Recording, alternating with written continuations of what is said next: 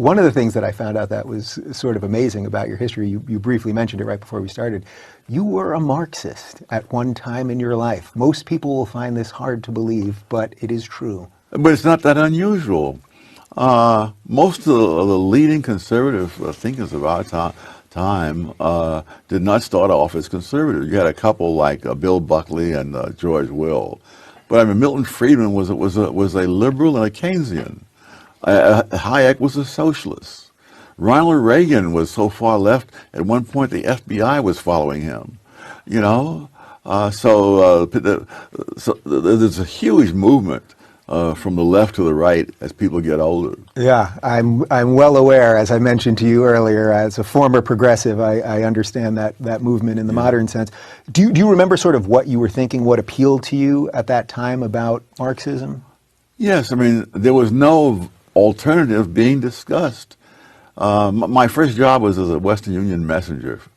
And I would come home on some nights, I would take the Fifth Avenue bus, which cost all of 15 cents in those days. But I figured I'd splurge now and then.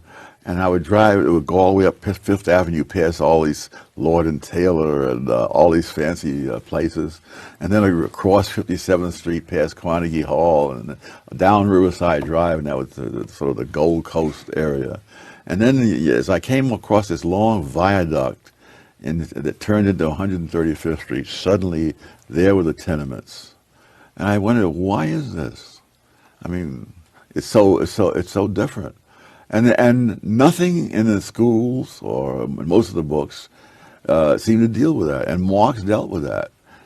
So it's like winning an election when there's only one person running. So then, what was your wake up to what was wrong with that line of thinking? Facts.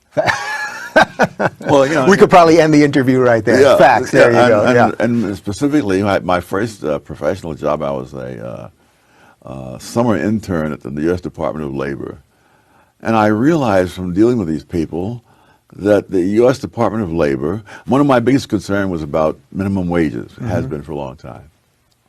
And so at first I thought, well, this is good because all these people are poor and they'll get a little higher income, and so that'll be helpful. And then as I studied economics, I began to see, well, there's a downside. They may lose their jobs completely, so that is that. And so when I was at the Labor Department, I tried to talk about that to them, and eventually I came up with some test of it. And when I came up with this test, how we might test this, I was waiting to hear congratulations, you see, that I had this. And I could see these people were stunned. They said, oh, this idiot has stumbled on something that will ruin us all. Wow. you know?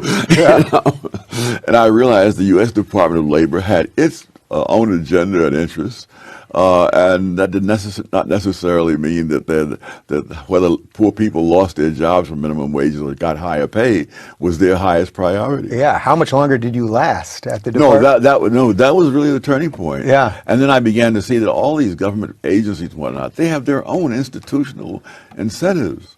And you cannot say that the government will step in and do what's right for these people and whatnot, because they'll do what's right for themselves. So I think a lot of people watching this, and I know because I've been so open about my own sort of awakening, are going through this right now. They're realizing that the things that they've been taught for so long are not the truth and are not based in fact. When that happened to you and you started telling other people, not just the people you were working with, be it family or friends, what kind of pushback did you get? Because it was sort of radical ideas in a way that you were talking about then. Well, I didn't feel any need to do a lot of proselytizing. It was enough for me that I was now beginning to understand things I hadn't understood before. And as you've noted in the book, I mentioned minimum wage studies, and really they're incredibly flawed. There's a whole chapter on numbers. And the other thing, getting back to my personal development, I mean, I left home when I was 17, no high school diploma, no skills, no job experience. And I discovered that there was not a huge amount of demand for people like that. But in retrospect, decades later when I do research, I realize that in 1948, the unemployment rate for black 16 and 17-year-olds was 9.4. For whites the same age, it was 10.2. And those numbers are much smaller than we're used to in recent decades.